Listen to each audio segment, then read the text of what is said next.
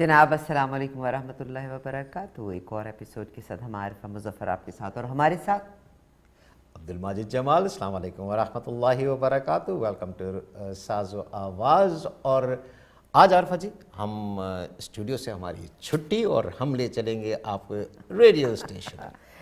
बिल्कुल साहब, police association के चीफ माइक मैककॉर्मिक हमारे साथ होंगे। देखते हैं कि वो क्या कहते हैं। चलिए आइए तो ले चलते हैं आपको साज़ो-आवाज़ स्टेशन पर। माइक मैककॉर्मिक हमारे साथ स्टूडियो में मौजूद हैं। Again Mike, once again thank you very much for coming here. Please introduce, and I know I have all my respect for the police department, and I always say these are the officers who are here to protect us.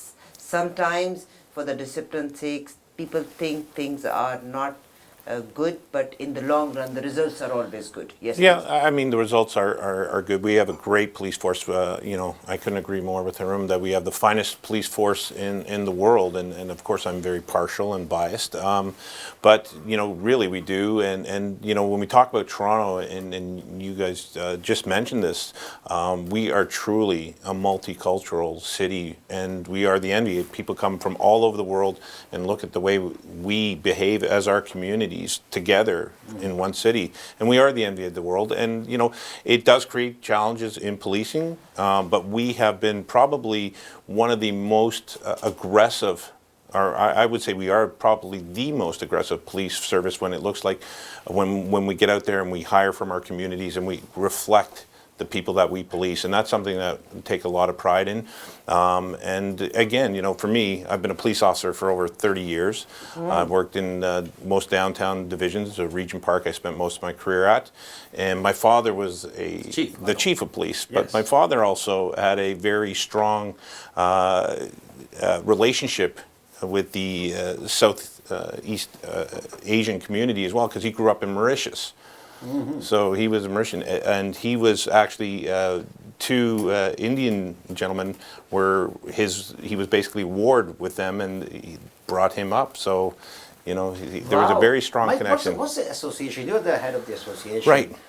For the benefit of our listeners or viewers all across North America, give me a bit about your association. What is your association and what is your job in it? Right. So I'm the president of the association, and I'm a full-time president. And what we do is we represent all the police officers and the civilians who do that great job keeping Toronto safe, getting out there, as you said, protecting and serving the members of the community. So I'm there to represent those officers in a number of ways, to make sure that they're compensated for the job, to make sure that they're protected, they have all the legal rights, and to make sure that we are a voice or an advocacy for police officers to talk about what's going on within our communities, within our city, and to deal with those issues. So I'm there to represent our officers, and as I said, to make sure that they can go out there and do their jobs and feel comfortable at doing their jobs, and to be an advocate for them. We're not allowed to unionize, so we are called an association, police association. So we are the fourth largest in North America. We follow right behind Chicago. So when this is your association, but on the other hand, then there is a board, services board. Yeah, that's so the operationally you have the Toronto Police Service Board, which is the civilian oversight for the Toronto Police Service, and then you have operationally the chief and command who are responsible for the administration and running the Toronto Police Service. So we represent all the officers, we represent all the members. My father went that path, he went the other path, I call it the bad path, which is the management path, and I went the good path, the union or the Alan association was side. the chief of that? Locke was the chair of the Police Service Board. Yeah. Yes. And what are your relations between your association and that one? Well, you know what, it was Good and bad? no. You know what, we had a number of really great years together, but again, sometimes there is some adversarial points and stuff like that where you may not agree, and but for the most part, we got along together. Alok and I got along fairly well, and for a majority of years. But there were some issues that did come up that we did definitely butt heads on. Agree to disagree point. Agree to disagree. Yes. Agree to disagree point. Now we'll come to the point, and I understand you are here, and your association is to protect those who protect the public. But when we come to the protection of the public, even today there is an incident which took place at Young and Eglinton, Right. shooting, and which resulted in the death of one person. And it is not an isolated area. This is very thickly populated. There are Right. businesses, there are people over there. So, and when I look at these people, sometimes I see young people. What would you say? Well, it's a real complex problem. And I've talked about this for quite some time. We're concerned about the increase in violence. For instance, this year we've seen a 122% increase in homicides, 60% or 57% increase in shootings so far this year. So that's something that's really concerned us. The increase in violence all around, the increase in handguns. But from a policing viewpoint, we are one of the solutions to that problem. We're getting out there doing community-based policing, gathering the intelligence, arresting people, doing investigations. We just did a great project last week. We took down a street gang, 50 people arrested, but we still see this proliferation of firearms. So from a policing perspective, and it's something that we need to get out and we need to do community-based policing, which is fairly labor-intensive, resource-intensive policing. But we're not the only answer. These problems, when you talk about young kids and stuff, there is a culture of violence that is a culture of the gun.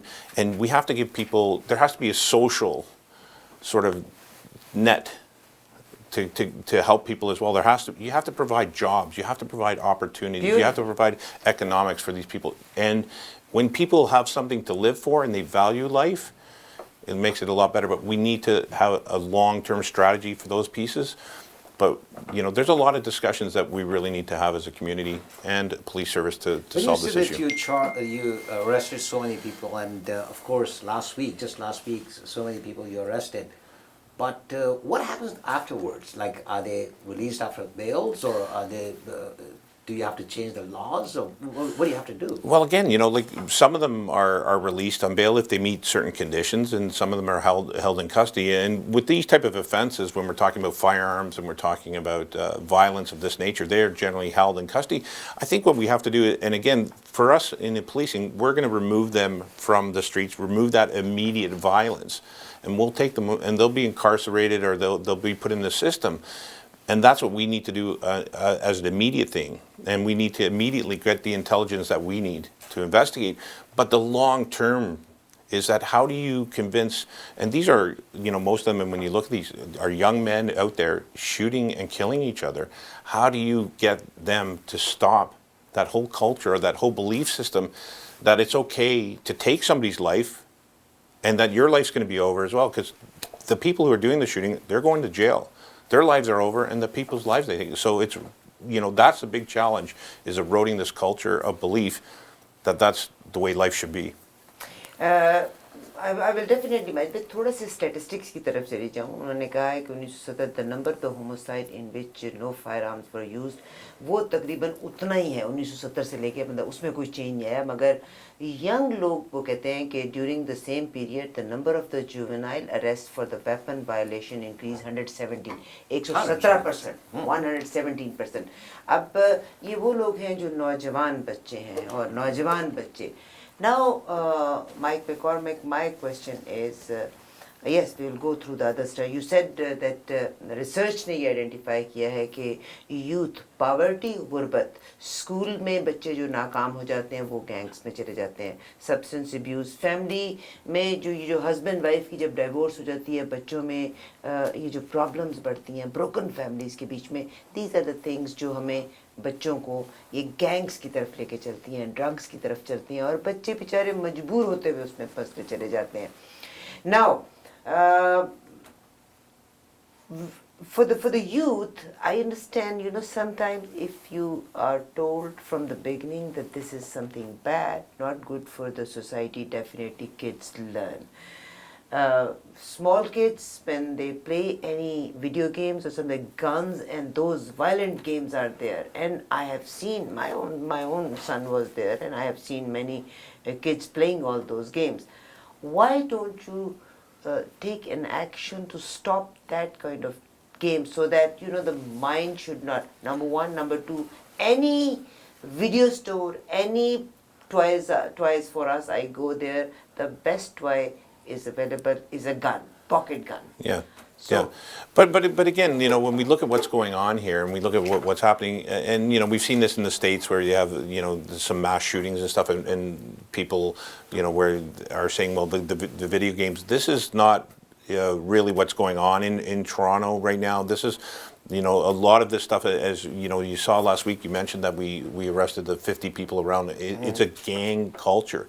It is a culture, not a culture of video game, but the culture of hopelessness, a culture of violence, where they won't get into gangs, as you said, the family fabric may be broken or whatever, and what we're seeing is a generation being brought up that has experienced more and more violence. So, it wasn't uncommon for a 10 to a 15-year-old child in Regent Park to see somebody in Regent Park who had been shot, or somebody who had been murdered, or something like that, so it starts to desensitize, and they begin to think this is part of what life is about, and that's the bigger issue. And how do you get the opportunities? We know that, and you understand that. Right. Any solution to that? Well, again, I think there has to be, opportunities. There has to be programs for long term. You have to start looking realistically at what are, the real outlets for getting out of these socioeconomically depressed neighborhoods. Because when you have that type of poverty, as you mentioned earlier, and people are being brought up in that abject poverty with no hope. If people don't have hope, you try to rationalize in your mind what kind of 20-year-old person thinks that it's normal to be shot or to shoot somebody. That's part of what life is about. Well, it's not. So you have to really get at them, and you have to give them realistic opportunities. That people like police officers, firefighters, people like yourselves, that is a real career. That is a career that gets you on and give you something to move, get you educated, get you moving on. But that's where we need to focus. But Mike, if I may ask you, whatever we are talking about Regent Park, don't you think that this is there forever? This is nothing new. I mean, Regent Park is in trouble since I landed in 1971. So we always have these problems. But the question is, are these problems increasing? Increasing 117%. Yes, yeah. So right now, well, we are seeing an increase. But again, there has to be these long-term commitments. And I've seen some great work that we've done with some social agencies, some great work that we've done in Regent Park in policing. But what we're seeing is that to quell the violence, and to do that, for instance, when we had the shootings in Danzig in 2012, we had almost an additional several hundred police officers that we put in the area that went out and did enforcement, and what we saw is a 62% decrease in homicides, a 29% decrease in crime. So part of the solution, and what we've seen in other jurisdictions, is having police officers out there as a deterrent. Years ago, an elderly immigrant couple dreamed of serving the poor, feeding and educating needy children, supplying fresh water to people living in remote desert areas, providing disaster relief to the needy around the world. Since 1993, we've been serving people in need. Muslim Welfare Center. Service to humanity is service to Allah. Scarborough दी वाहिद ते मिसाली supermarket Batala supermarket 200 Markham road Scarborough Markham road ते Eglinton दा संगम phone 4162643111 Batala supermarket. Years ago, an elderly immigrant couple dreamed of serving the poor, a halal food bank serving needy families, delivering food to the homeless, a free clinic for those without health coverage, a shelter for abused women and children. Since 1993, we've been serving people in need. Muslim Welfare Center. Service to humanity is service to Allah.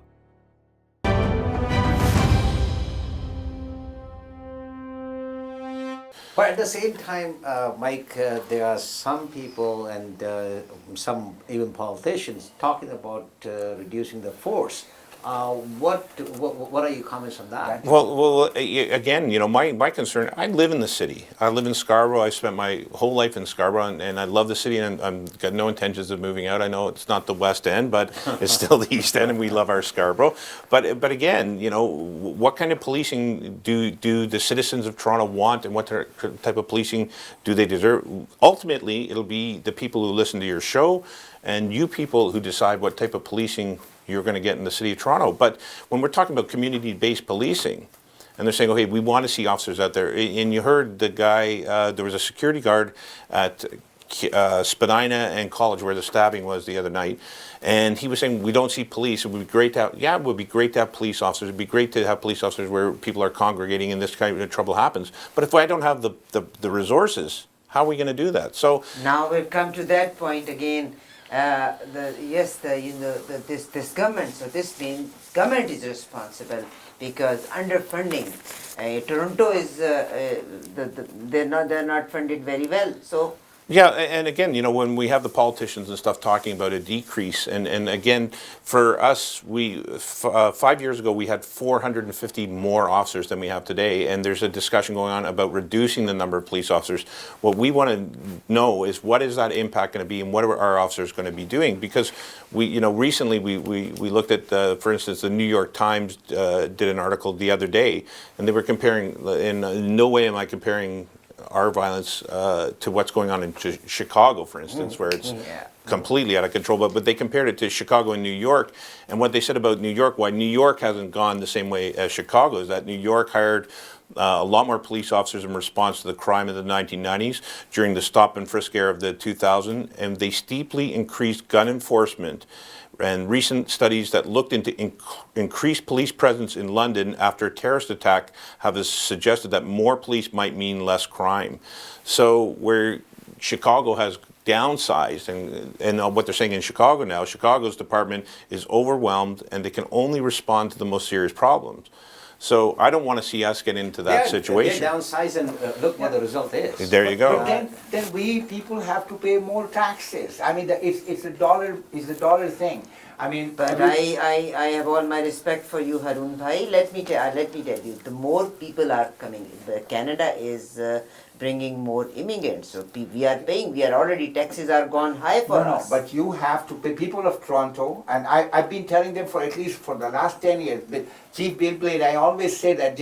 I said, Bill, why don't you go and fight the city councillors to increase the police budget? Because if you keep on decreasing the police budget, 500 police officers are going to decrease. Decreasing. So now, if you decrease, then this is the result. Then you will get the crime. So this means, at the end of the day, what you are saying is the burden is on the taxpayer. So this means why? Where would they get the money from? No, but the money has to come from the taxpayers. But the thing is that what That's you not can do fair. is you can take the money from healthcare and bring it here. You know what? In the healthcare, they have hired third-party agencies. Because Okay? healthcare, and in the healthcare, there is a sunshine list. They are paying 200, 300,000 to those people who are doing nothing, and they're just doing. No, so but that's what you think cut down from that's the what you health think they are department. doing nothing. I mean, no, there's no such thing. Healthcare need much more money as much as Excuse police me. needs. Healthcare need it. I totally agree Right. with you. Hospitals need it, but we To don't use need those it properly. agencies. To use We it don't need properly. third-party agencies. Yeah, You know, That's a lay- That's a different. The whole thing is, in my opinion, police needs more money. If we need security, For sure. the police needs more money, and the money has to come Hey, from yeah, the my- tax. Yeah, but I'm not No, here. you're not gonna say I that. agree. No, I agree with Haroon. I love Haroon and I love where he's coming from. But I'm not here to advocate. I'm not here to say he's I not. want more money or anything else. What we have to be is we have to be efficient. You're right. I'm a taxpayer as well. all I there just is. bought a house. I had to. This is The too land much. transfer Land tax. transfer, Are it's you a killing. crazy? Like you got to be kidding me, It's right? killing. You know what I mean? But you know what? They have to be wise. They have to cut down on some other side. Right, but what I'm looking for from our policing is that, okay, are we getting paid, and you brought up the sunshine list, and are we getting paid fairly for what we do? And I believe we are. So where I live in Scarborough, my son's an elevator mechanic. My neighbor's a sheet metal guy. My plumber and stuff. So when I look at what we earn in policing, when I look at those like plumber, elevator mechanic, carpenter, electrician, we're right in the middle of that. in the Yes. scale. So Radio we're broadcasters. yeah. Well, you guys are at the top. You guys are making way too much money. I don't even think you should disclose that on the air. You know, I don't know whether you're going to come there. but- I'm not going to say I saw like 5 Lamborghinis in the parking lot when I drove up, but No, no. Majid bhai, the concern, my concern is that the police, they are more immigrants are coming. Jobs are not as it was. And so I was reading this research and I'll go through before it. Researchers have identified number of factors that put youth risk for gang involvement. Poverty, school failures, substance abuse, family.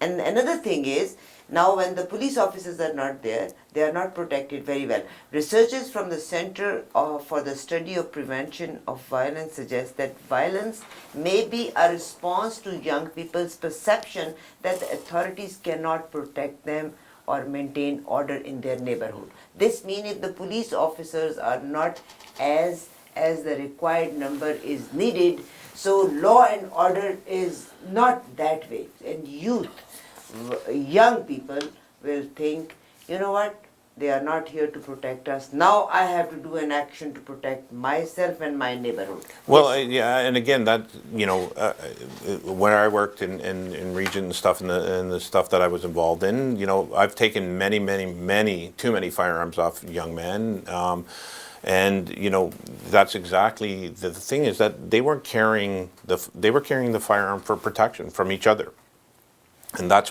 exactly what's happening, is that they're carrying it.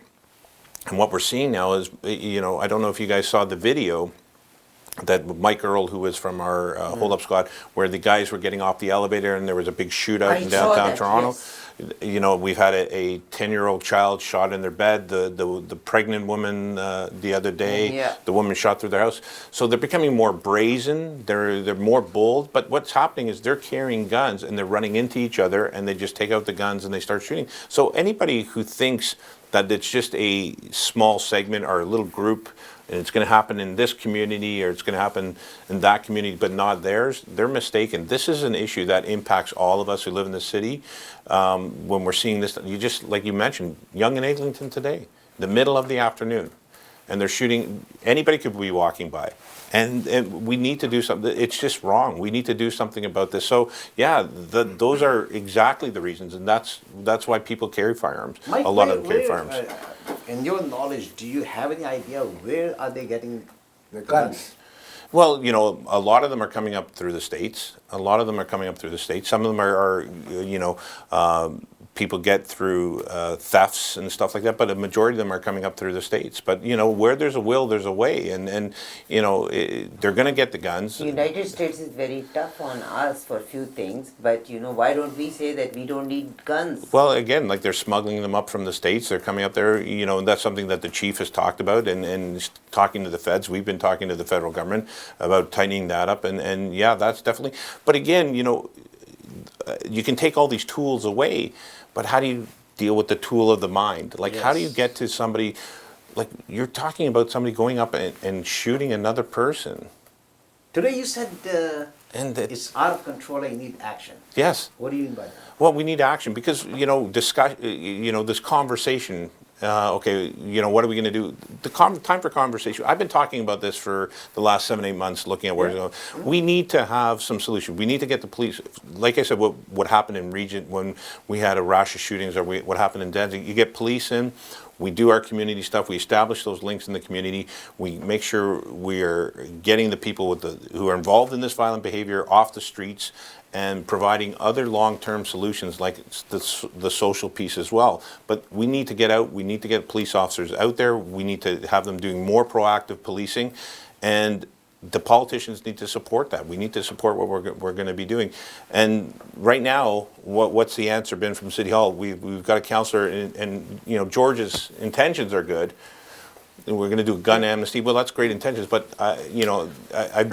I don't know anybody in this room would say that if there's a guy out there who's a gangbanger with a gun, he's going to gonna take his bring it gun in and say, "Oh yeah, I can bring it in there." Nobody would. No. Give me $100. Give me $100 bucks. No, Yeah. no. They mentioned that normally when they bring in guns, they bring in their grandpa's gun, which is, and the youth never Exactly. brings because they have paid. And when I was reading this, I was laughing in my mind. Yeah. Somebody who has paid so much for the gun, why would somebody turn in for $100 and $150? It's not going to have an impact on It's what we're not doing. gonna have- But again, it is outrageous. It's time for action. It's time. We have a traffic problem in the city. We've got a project happening where we've got dedicated police officers going to intersections. Is this a problem that we should be? I think this requires the same amount of attention. We should be putting police resources in there. Our chief's doing a good job with what the resources we have. But again, what I'm hearing from our frontline members is that they don't have the time. They're going from call to call to call, and they don't have time to stop their car and get out and have a conversation and talk to people, and that's what they need to be doing. But they do have this is time what- to.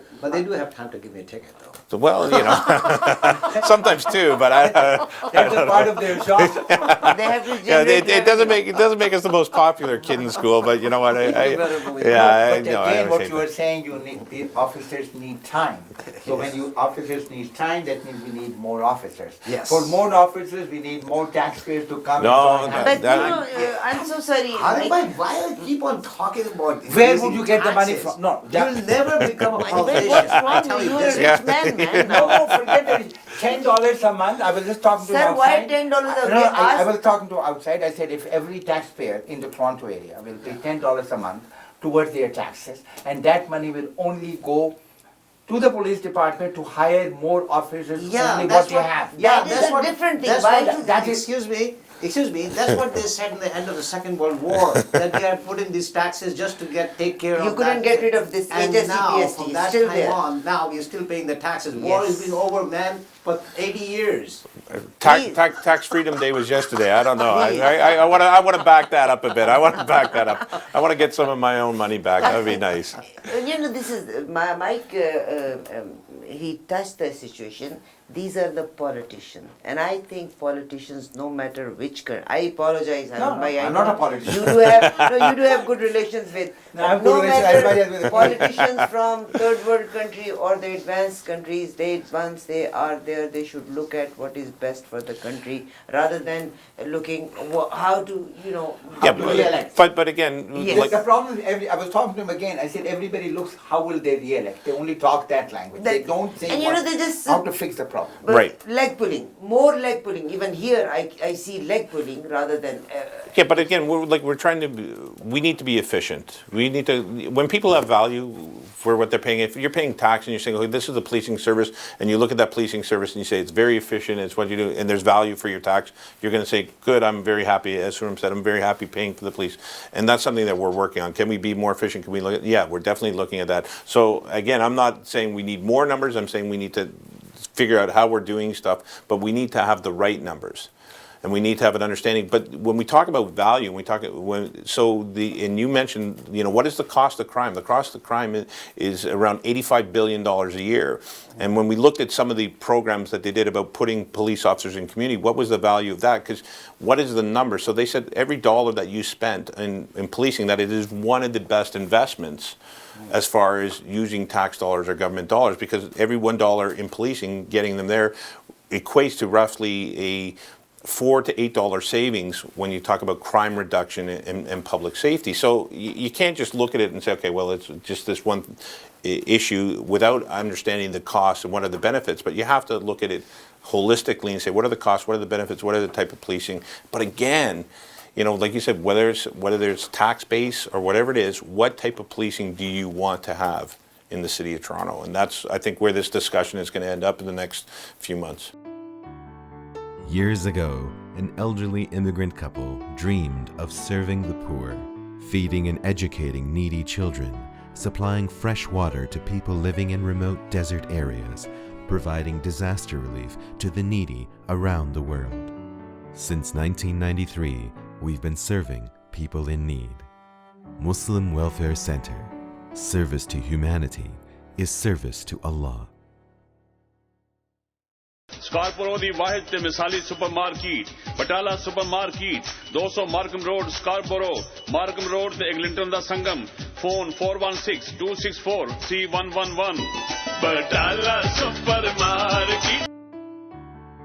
Years ago, an elderly immigrant couple dreamed of serving the poor, a halal food bank serving needy families, delivering food to the homeless, a free clinic for those without health coverage, a shelter for abused women and children. Since 1993, we've been serving people in need. Muslim Welfare Center. Service to humanity is service to Allah.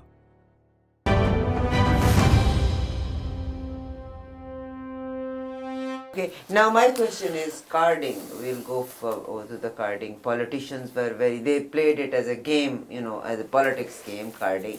And I know police, so many youth is involved in drugs and gangs, and they are, I was looking at the statistics, most of the young into these 20 to 18 up to age 35, or youth is there.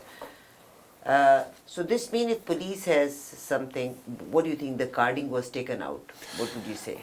So for me as an investigator, and again, as far as I'm concerned, this discussion is over. It's done. I'm not going to try to advocate or try. You know, we brought up from our perspective what the value was. So from an intelligence gathering point of view, and what I would do as an investigator when I was in the street crime or the major crime unit or whatever, I would use this information when we had good intelligent information to solve a lot of crimes, to find out what the relationships were with people and stuff like that.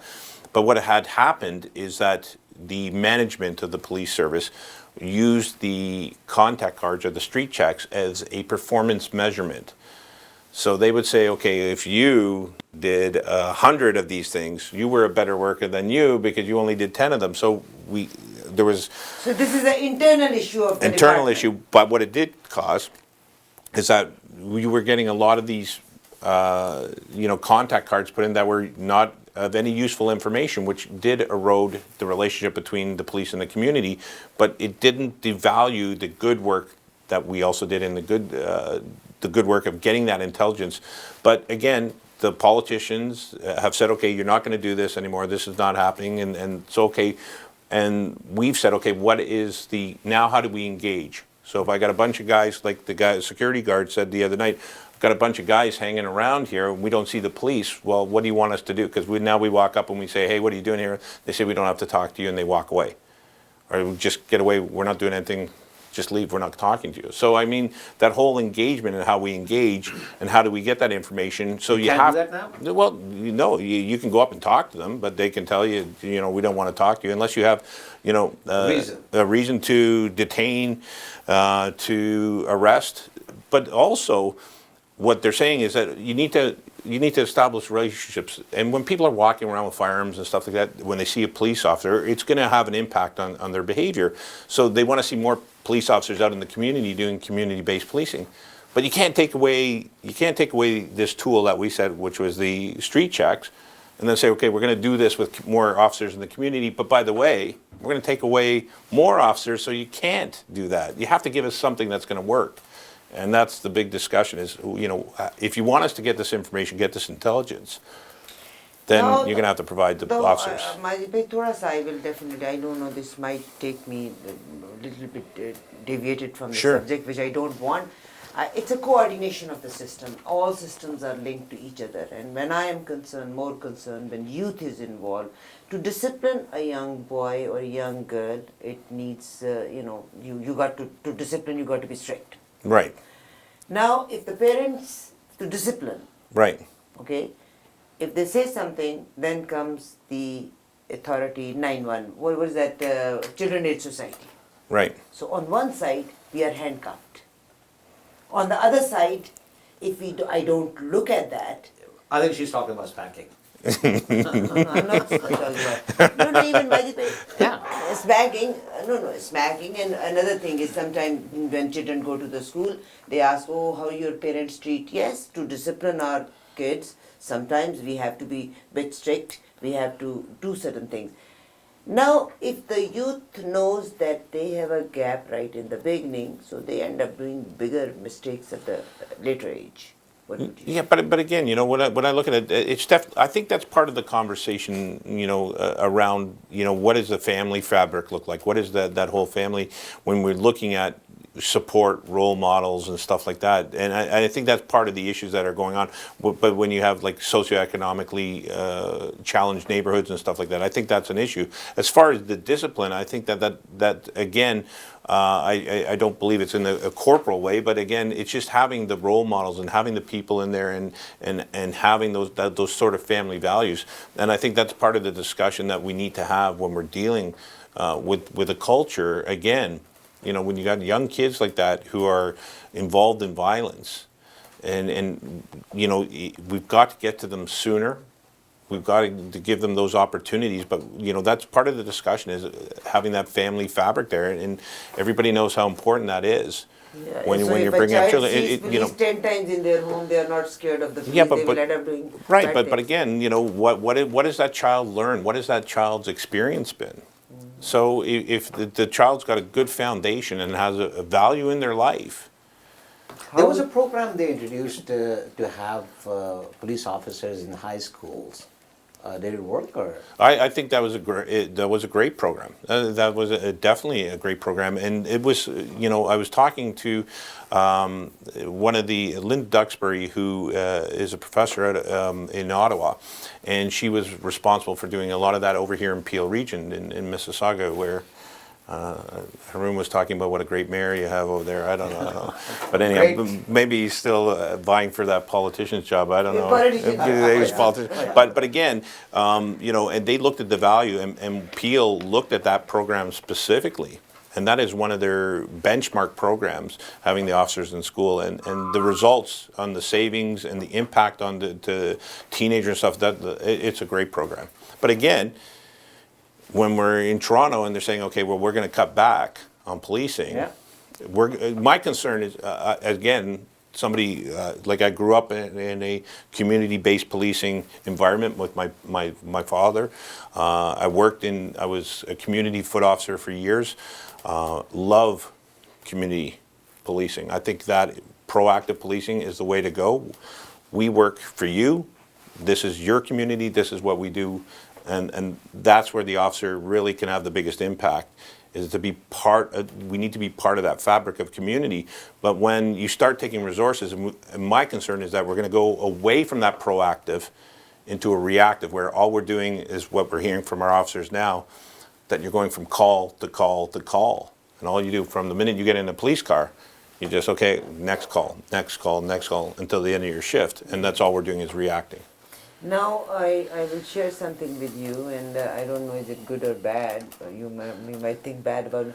Sometimes I think a person like us, an innocent, naive, and a person who follows law and order. Right. It's easy to catch them. But those who are in the drugs and violence, sometimes an outsider, I can see that something is doing wrong, so police doesn't catch them. So is it my misjudgment? What it is that the more complicated things are, the more resources they require, and the more difficult. But and again, why we see sort of the numbers and the way things happen is that a lot of the crime that we actually deal with is what we call available crime. So it's what happens out on the street, what happens in the public. So we're able to respond to that.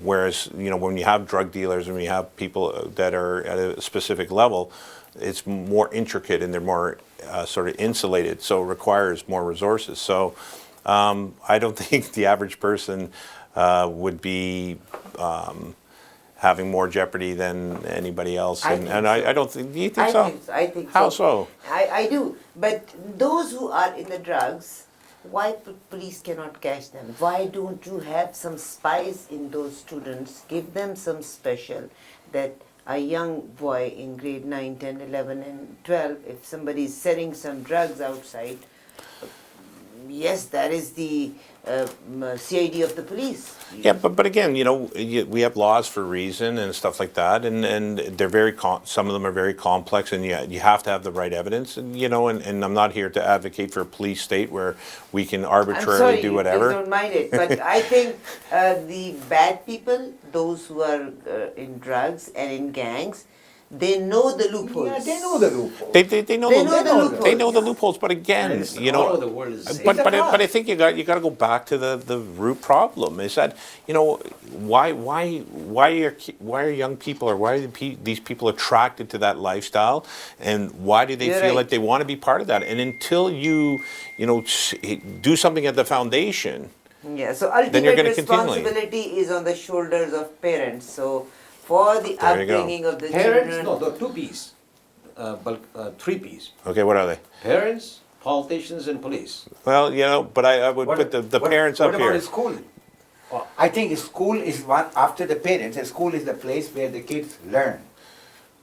But there are a lot of people who don't even go to school, and they become. No, but school is very bad these days because School is very bad. And I was talking to somebody, just my very close family friend, about their kids. And they said, Harun, we just don't have time to look after the kids. So I said, when these kids go here and there, when they become big, they go here and there, and don't complain. Because if you don't have time, because of course, mother and father working from 8 to 6, 8 to 5, come home, cook, clean. 6 or 7 o'clock. Saturday go and do the groceries, and Sunday go and socialize. This is the life. Unless you have ideal kids who will just be ideal, that's fine. Otherwise, kids needs attention, which you don't have. And that is a problem, not from today. Again, it's a problem from ever. Harun bhai, you've been living here since 1971. Yes.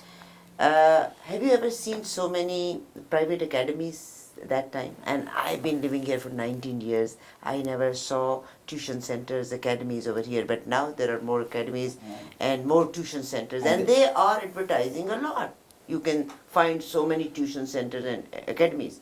What is the reason? Because people don't trust in the schools No, anymore. it's not that, because the people, when I come to Canada in 71 or I must have come, the economy, our economy was not as strong as it is today. This is the Harun economy. bhai, this is contradiction of our conversation. Excuse me.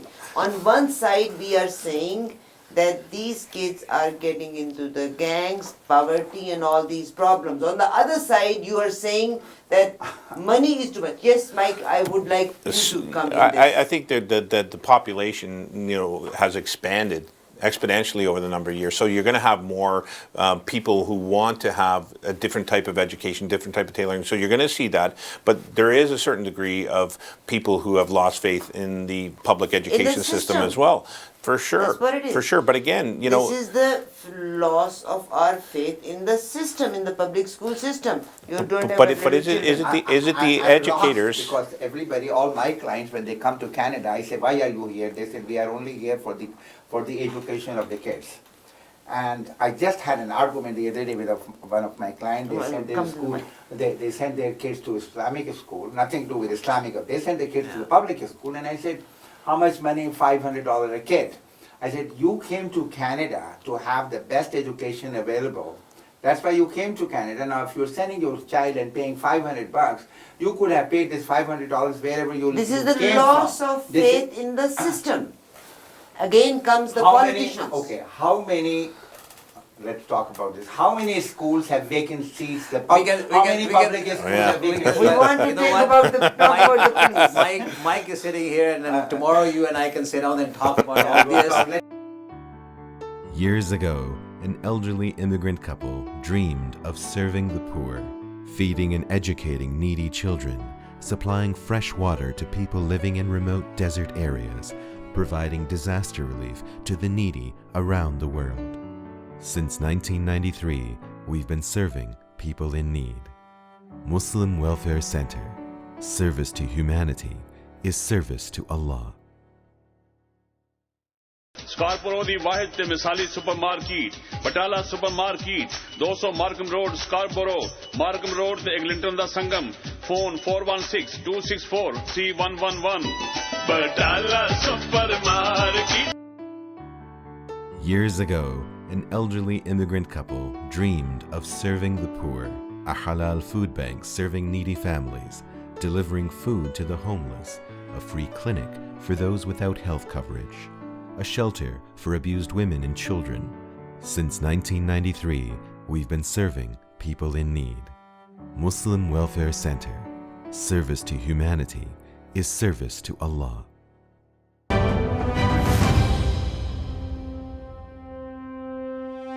Mike, do you have any figures that how many police officers or how many people per police officer you had and have now? Again, I don't have the per capita figures that we have, but all I can tell you is we're down 400. I don't have the numbers in front of me per capita, but again, what does it mean per capita?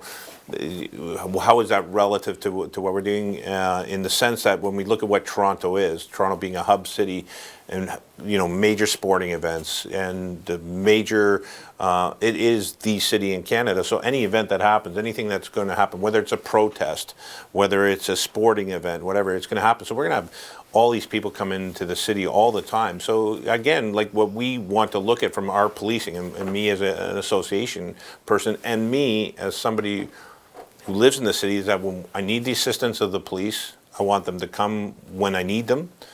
And I want it to be a professional service, and I want to feel safe. I think that seeing a police officer out on the street and stuff like that distills a sense of safety, but it also provides a sense of safety. But again, within the economic framework of, am I getting value for my tax dollars? But on the other hand, Mike, population of Toronto has grown in the last 10 years. Right. And last year or year before, they decreased 500 officers. Right. So that should be going up instead of coming down. Well, again, there's a couple more components to that, and it's what's going on with crime is reported crime, and reported crime has gone down.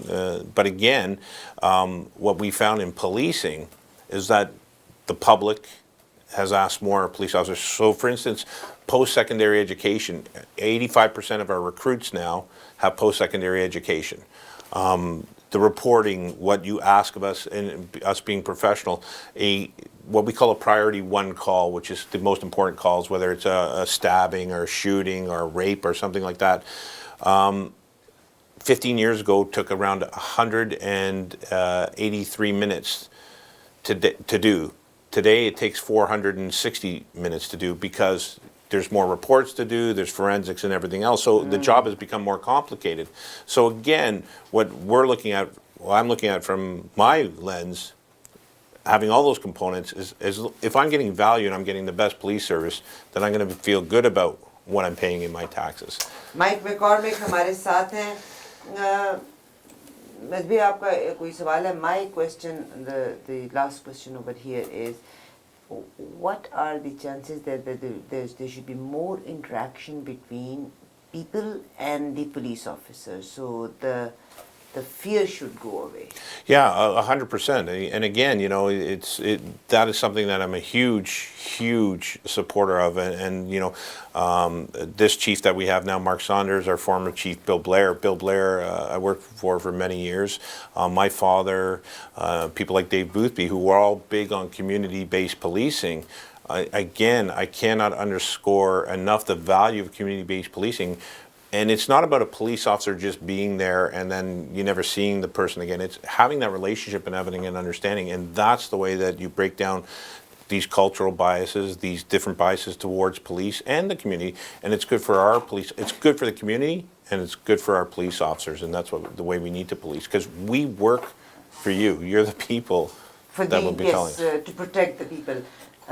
If somebody see some gang activity out there, or some in the neighborhood they see that they exchange and more people come in, it's a suspicious kind of behavior, and people are scared of these gangsters. what do you advise them? I advise them to report them to the police. Like, there's many ways to do it. If you don't want to do it in a formal way, you can do it through Crime Stoppers, for instance, and do it in an anonymous way. But again, Their identity will always be protected, and it's a great avenue to do that in. But if we do not have the support of the public and the cooperation of the public, then policing will continually be ineffective if we don't have that relationship. So that's something we rely very heavily on, and then we should rely, as I said, they're not just the police communities, they're your communities, and you're the people who are living in them, we're the people that are living in them, and we work in the community, and it's important to everybody to be safe. Lighter mood, what do you think of Jays? I don't know. I don't get. I'm too busy working. I don't even get to go down to the Jays. Only people like Haroon get to go there. And I can see him there. But can I just say something, a message to the community? That for the last few years, the Toronto Police has introduced hijab. Those females, Muslim girls, regardless of race, religion, color, if they are Muslims, they want to use hijab and be a police officer. This is again, Toronto Police has taken the lead, that they are inviting them to be a part of the police service. Beautiful, Yeah. beautiful. Yeah, So what do you think of Raptors? Raptors, I thought they did really well. I thought, They could next have year, done a little next bit year, more better. next year. You need more policing to More take policing, care of yeah. that. We need more policing down there. Maybe arrest the other team before they get in the. got Yeah, it. that might help. That might help. No, they did amazing. They did Again, amazing. Majid Bhai, the Yes. Toronto Police Service is a very different experience for those who come from overseas, who do Yes. not have a good connection with the police. This is a very, very friendly police, and I advise the listeners who are listening, if they ever have a problem, contact their police, except if they get a parking ticket or a Exactly. stop. Yeah, then worry about that. don't That call. is different. Yeah, don't call That me. is different. No speeding, Don't no, call. Don't call. speeding ticket, no? Speeding No, ticket. speeding No, ticket, But other than that, these are very, very, I've been with them for about 30 years. And Very I close thank you very and much, very Arun close. bhai. You brought Appreciate it. Mike McCormack. Thanks for having me. Honestly, You are very I welcome. mean You are it. very welcome. It's dream come true. Thanks. And this is a scare. I was scared to invite you. Then I God. involved him. That's what I said. Why? There is a gap. Yeah. But I brought so many police officers And here. I was scared to invite you. I brought Really? And I thought probably you won't like me, you won't come at the station. And it was my wrong thought. No. Then I requested him. I don't. Well, let's clear this up right now. I only came for you. If it was him, I wouldn't have come at all. Where are your handcuffs? What's that? Did you bring your handcuffs? No, I didn't bring my handcuffs. okay. I didn't bring- Anything happens, he's scared. Yeah, You I'm want to just talk scared. a little bit about the cameras, the body cameras? I wanted to ask Yeah, what, can you because just everybody say what happened, because we had interviews here when Yeah. they were starting Yeah, it. I yeah. brought the team and we Yeah, had interviews yeah. to inform the community what's happening. cameras. What happened? They're just completing the pilot project now, so we're waiting for the reports and we'll see what the recommendations are. So, but overall, it was a very successful. Our officers, and again, people say, "Oh, well, Mike, you're against the body worn." Well, no, I'm not against the body worn cameras, but I wanted to make sure that they were going to be used properly and correctly for what they were the intended purpose. And again, you talked about this taxpayer when you're looking at Very costly. an $18 million rollout. Who's going to be paying for that? Are you okay with paying for that? And for me, the discussion was, what I wanted to see is our frontline officers with tasers.